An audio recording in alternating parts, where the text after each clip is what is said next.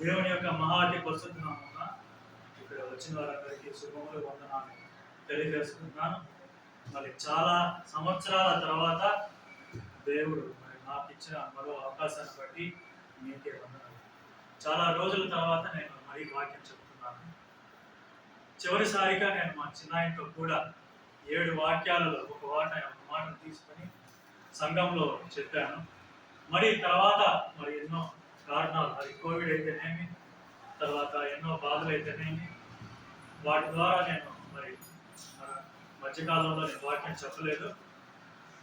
మరలా మా చిన్నాయన యొక్క వర్ధంతి రోజు మళ్ళీ నాకు దేవుడు తన వాక్యాన్ని, తన గొంతును నాకు మళ్ళీ ఇచ్చాడు.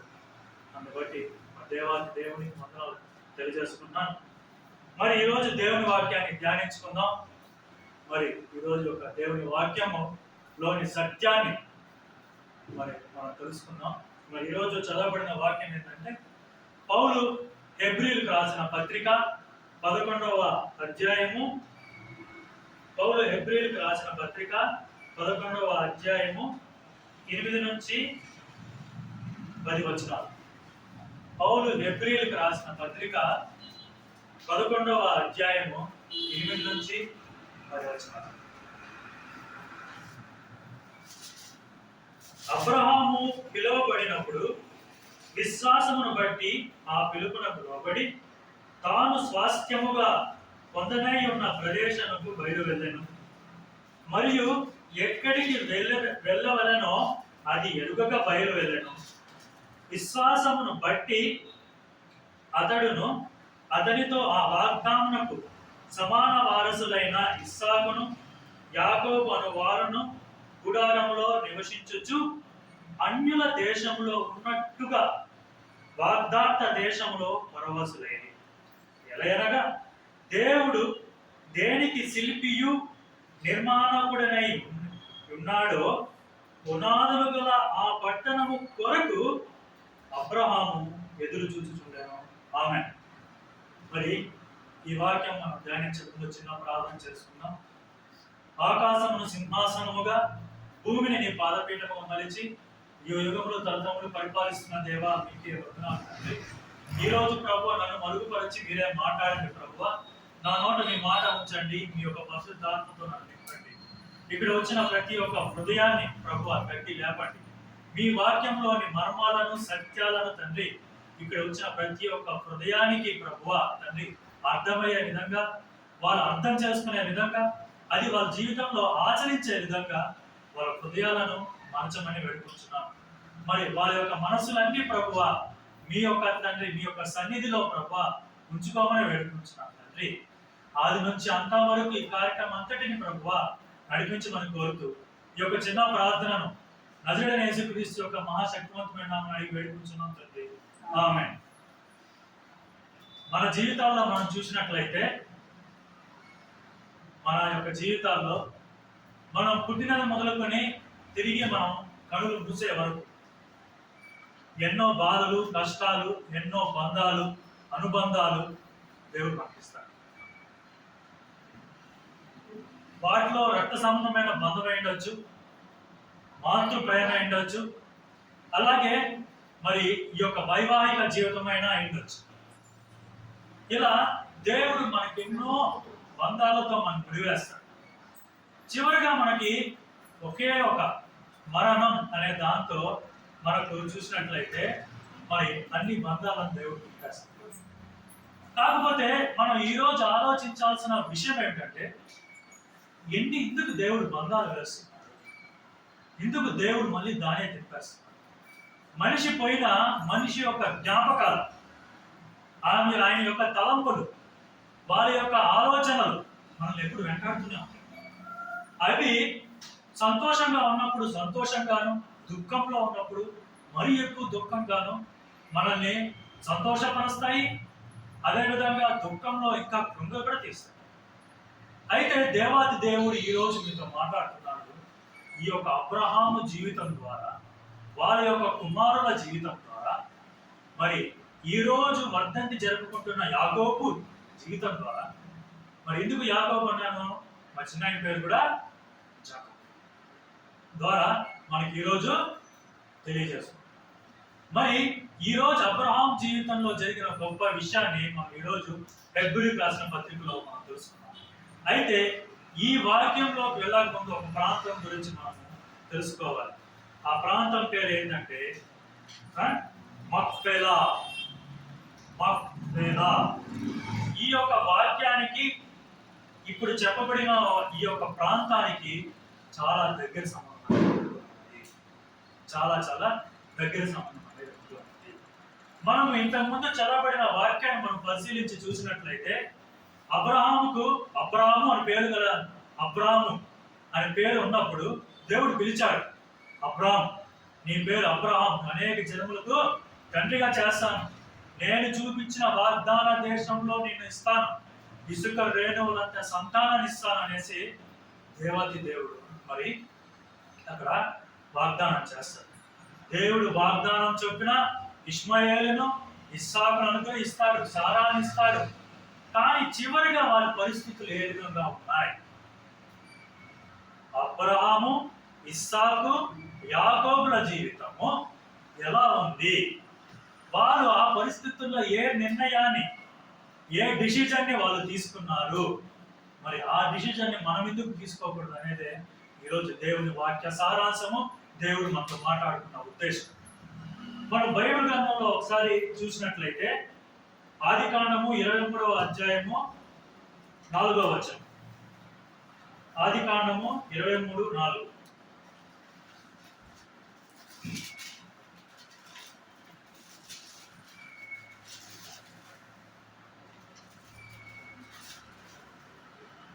మీ మధ్య నేను పరదేశిని గాను పరవాసిని గాను ఉన్నాను. మృతి పొందిన నా భార్య నా కన్ను లేదట ఉండకుండా ఆమెను పాతి పెట్టుటకు మీ తావున నాకు ఒక శ్మశాన భూమి స్వస్యముగా ఇవ్వదని అడుగగా. ఇక్కడ అబ్రహాము చెప్తా ఉన్నాడు, అతనికి కుమారులు అనుగ్రహించారు, అన్నీ ఉన్నాయి, కాకపోతే తన భార్య అయిన సారా లేదు.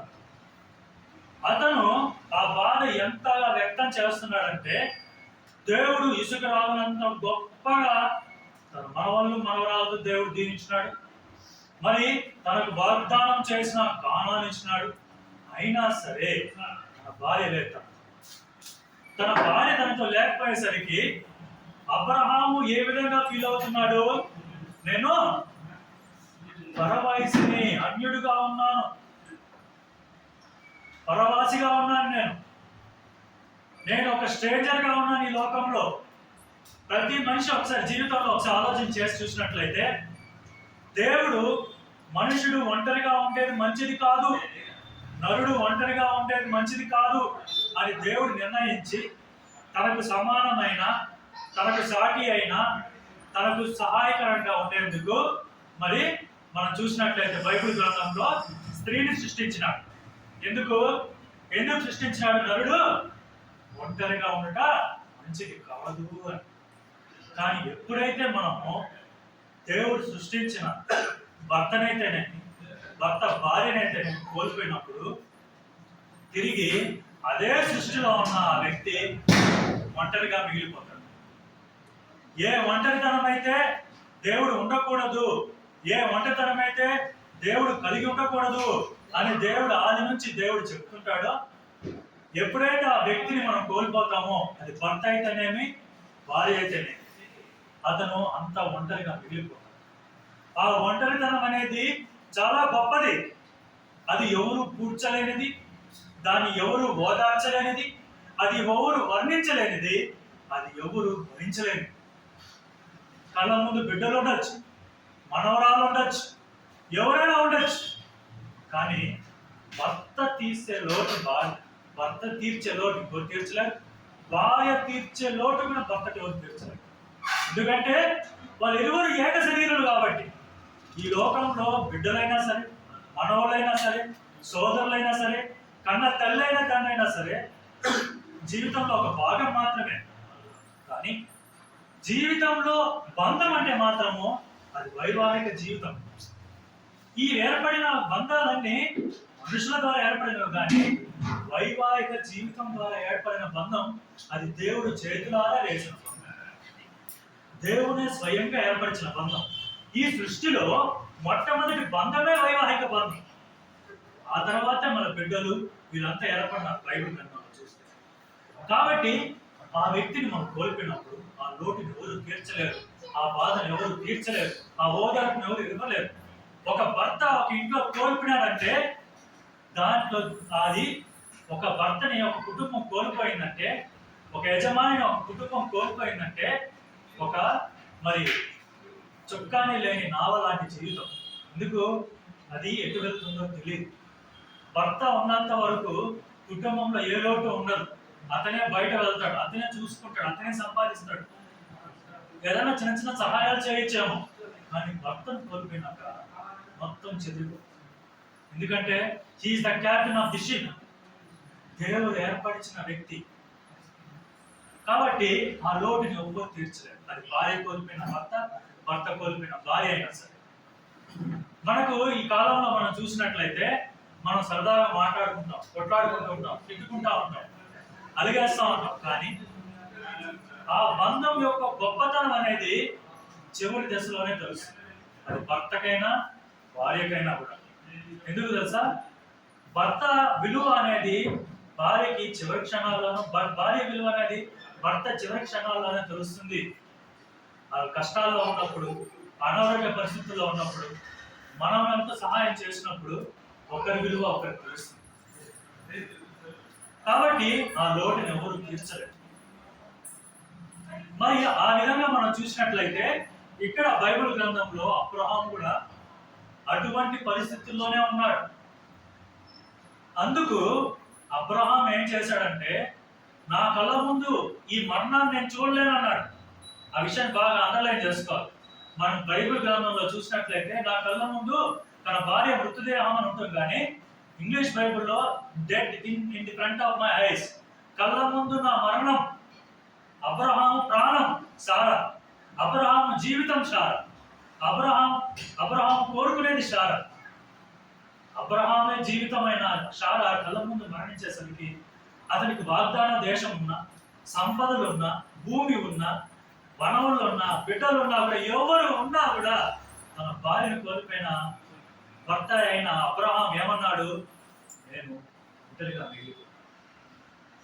అందుకే అబ్రహాం ఆ పరిస్థితుల్లో ఏం చేశాడంటే, దాదాపుగా 400 షేకేములు, అంటే ఒక్కొక్క షేక 8 గ్రాములు, ఆ విధంగా 400 షేకేమ్స్ వెండి. అంటే నేటి కాలంలో మనం చూస్తే దాదాపుగా 4 లక్షలు. అప్పట్లోనే దాన్ని వెలగట్టి ఒక గుహని తీసుకుని అక్కడ తన భార్యను అక్కడ సమాధి చేసినట్టుగా మనం చూస్తున్నాం. అది దాని పేరే Machpelah. This is the introduction of the Machpelah. Machpelah అంటే రెట్టింపు, రెట్టింపు అని అర్థం. ఆ మక్ఫేలాలో తన భార్య గుహని మనము అక్కడ సమాధి చేసినట్టుగా మనం చూస్తున్నాం. అయితే ఈ మక్ఫేలా అనేది ఎక్కడ ఉందంటే కానాను దేశంలో ఉంది. ఎక్కడ ఉంది? కానాను దేశము, వాగ్దాన దేశము. ఏదైతే ఇజ్రాయేలీయులు ఐగుప్తు దేశం నుండి ఏ దేశానికైతే పోవాలనుకున్నారో, ఆ పాలు తేనెలు ప్రవహించే దేశమైన ఆ యొక్క కానాను దేశంలో ఆ యొక్క మక్ఫేలా అనే ప్రదేశం అనేది ఉన్నది. అయితే ఈ మక్ఫేలా మనం చూసినట్లయితే ఇది ఎవరిది? అబ్రహాముది. అబ్రహాం యొక్క స్వాస్థ్యం. అతను డబ్బు ఇచ్చి కొన్నాడు, ఫ్రీగానే ఇచ్చేస్తా అన్నారు జనాలు అక్కడ. రాజా, అది మీది, మీరు రాజుగా ఉన్నారు, మీరు మమ్మల్ని అడగాలని అడిగితే వద్దు, నేను ఊరికే తీసుకోను, నేను డబ్బులు కట్టే నేను తీసుకుంటానని చెప్పి 400 షెకెమ్స్ కి, మరి వెండి షెకెమ్స్ అంటే వెండి నాణాలకు దాన్ని కొన్నాడు. కొని అక్కడ భార్యను పాతి పెట్టాడు, ఊరికనే పెట్టాల. కాబట్టి అది అబ్రహాం స్వాస్థ్యం. ఇప్పుడు మనము దీన్ని ఆధ్యాత్మికంగా తీసుకొని చూసినట్లయితే మక్ఫేలా అనేది అబ్రహాము స్వాస్థ్యం. అబ్రహాము స్వాస్థ్యం ఏంది? అబ్రహాము స్వాస్థ్యం ఏంది? పరలోక రాజ్యం. అబ్రహాము స్వాస్థ్యం ఏంది? విశ్వాసుల శాస్త్రం, విశ్వాసుల రాజ్యం. కాబట్టి ఈ మక్ఫేలా అనేది దేనికి సాదృశ్యంగా ఉందంటే పరదేశికి సాదృశ్యంగా ఉంది. అందుకే ఆ తర్వాత కూడా మనం చూసినట్లయితే అతని కుమారుడైన ఇస్సాకు కూడా సేమ్ సిచ్యువేషన్, సేమ్. నేను పరదేశిగా ఉన్నాను, నా చావు దగ్గర పడింది, కాబట్టి నన్ను కూడా నా పితరుడైన అబ్రహాము పాతిపెట్టిన ప్రదేశంలోనే, నా తల్లి పాతిపెట్టిన ప్రదేశంలోనే నన్ను కూడా పాతిపెట్టండి, అక్కడికి తీసుకెళ్ళండి. అలాగే తన కుమారుడైన యాకోబు కూడా మనం చూసినట్లయితే ఆది కాండము 49వ అధ్యాయం 31వ వచనం, 49:31.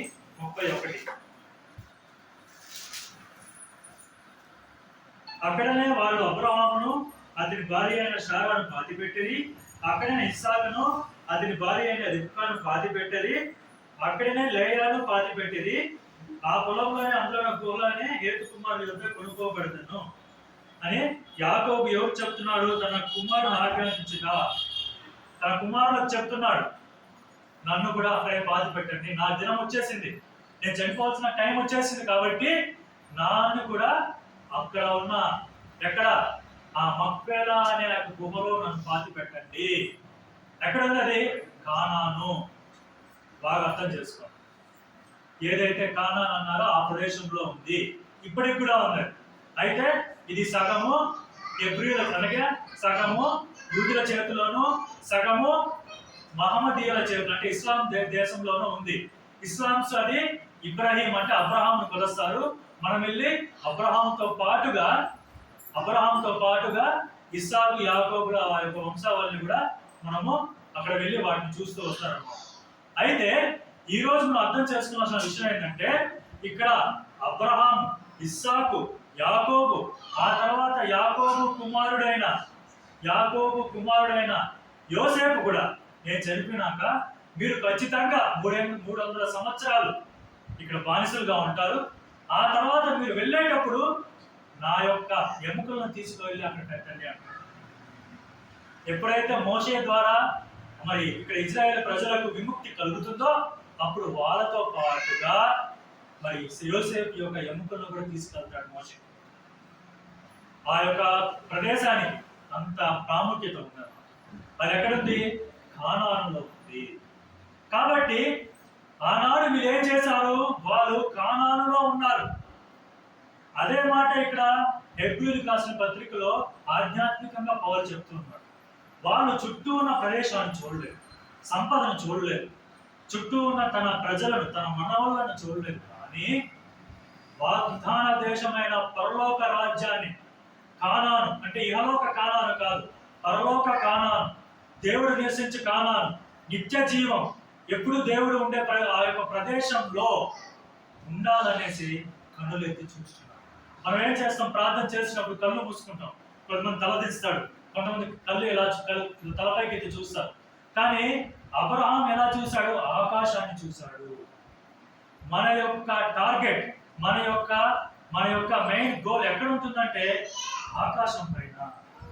కాబట్టి అబ్రహాం ఏం చేశాడు? తన ఒంటరితనాన్ని, మరి ఇస్సాకు ఏం చేశాడు? తన యొక్క ఒంటరితనాన్ని, యాకోబు ఏం చేశాడు? తన యొక్క ఒంటరితనాన్ని. అందరి ఒంటరితనాల్లో ఎవరిని గుర్తు చేసుకున్నారు? పరలోక రాజ్యంలో ఉన్న దేవుణ్ణి గుర్తు చేసుకున్నారు. అదే వాళ్ళకి స్వాస్థ్యముగా, అదే వాళ్ళకు జీవితంగా భావించారు. వాళ్ళు బ్రతికున్న కాలమంతా ఒంటరిగా ఫీల్ అవ్వకుండా దేవుణ్ణి తలుచుకున్నారు. ఏ రోజుకైనా, ఏ క్షణానికైనా, ఇప్పుడైతే ఇప్పుడు, రేపైతే రేపు, ఈ క్షణమైతే ఈ క్షణమే, ప్రభువు పిలిస్తే ఎవరైనా పోవాల్సి. కానీ ఏదో ఒక రోజు అందరినీ మనం ఎదుర్కోవాలి. అది మనకంటే ముందు మరణించిన వాళ్ళు మనకంటే ముందునే ప్రభువుని చేరుకుంటారు. దేవుడు మధ్య ఆకాశానికి వచ్చి ఉవ్వలు ఊదినప్పుడు సమాధులు తెరవబడతాయి. మనకంటే ముందు మరణించిన మన వాళ్ళే ముందు చేరుకుంటారు. ఆ తర్వాత మనము వెళ్ళి చేరుకుంటాం. ఏదో ఒక రోజు ప్రతి ఒక్కరు చేరుకోవాల్సిందే. కాబట్టి దేవాది దేవుడు ఈరోజు మీతో మాట్లాడుతున్నారు. మక్ఫేలా అంటగా రెట్టింపు, అది ఫలించడం. అటువంటి కానాను దేశంలో మన పితరులు ఉండాలని ఆశించినారు. పరలోక కానాను గురించి వాళ్ళు ఎదురు చూస్తూ వచ్చి వాళ్ళ యొక్క ఒంటరితనాన్ని, వాళ్ళ యొక్క నిరీక్షణతో, దేవుడి మీద ఉన్న నిరీక్షణతో వాళ్ళ ఒంటరితనాన్ని నింపుకున్నారు. మనం కూడా అటువంటి ఒంటరితనాన్ని, మన యొక్క బాధల కష్టాల్లో ఆ యొక్క ఒంటరితనాన్ని దేవుని యొక్క మాటలతో, రాబోయే ఆ యొక్క గొప్ప ఆ యొక్క గొప్ప పరలోక రాజ్యాన్ని తలుచుకుంటూ, నిత్య జీవితాన్ని తలుచుకుంటూ మనం ముందుకు సాగాలి. మన యొక్క జీవితంలో గొప్ప విశ్వాసం ఏంటంటే, మరణం అనేది కేవలం ఒక అడ్డుగీట మాత్రమే. The single line in our life who are believe in Jesus Christ, this is the single line of our life. ఒక చిన్న గీతే, ఆ తర్వాత గీత దాటిన తర్వాత నిజమైన జీవితం ఉంటుందనేసి దేవాది దేవుడు నాకు చెప్తూ ఉన్నాడు. అయితే మన జీవితంలో మనం అనుకోవచ్చు, అయ్యో నా భర్తను కోల్పోయాను, నా పిల్లల్ని కోల్పోయినాను, ఎట్లా మన జీవితం అనేసి. మనం చూసినట్లయితే కీర్తనల దావీదు కీర్తన 139వ అధ్యాయము 13-16 వచనాల్లో మనం చూస్తే, అక్కడ దావీదు చెప్తున్నాడు, నీ తల్లి గర్భంలో నేను నిర్మింపుగా మునిపే నేను నిన్ను చూశాను, నీ గురించి నేను ఒక బుక్కే రాశాడంట దేవుడు. నా గ్రంథంలో నోట్ చేసుకున్నా, దేవా నువ్వు కలుగు చేసిన ఆ యొక్క విధానం చూస్తే నాకు భయం వస్తుంది. కాబట్టి 16వ వచనంలో చూస్తే, నువ్వు రూపింప దినములు ఇంకా కాక మునుపే నీ గురించి నా గ్రంథంలో రాసుకున్నాడు. అంటే ఏ తల్లి అయినా సరే, ఏ తండ్రి అయినా సరే, తన కడుపులో తన గర్భముందు బిడ్డ ఏర్పడిందని తెలుసుకుంటేనే, అది ఏ విధంగా అయినా సరే, అది ఏ విధంగా టెస్టుల ద్వారా ఏదో తెలుసుకున్న తర్వాతే నా గర్భంలో ఒక బిడ్డ ఉందని చెప్పేసి అప్పుడు జాగ్రత్త పడుతుంది ఆ తల్లి.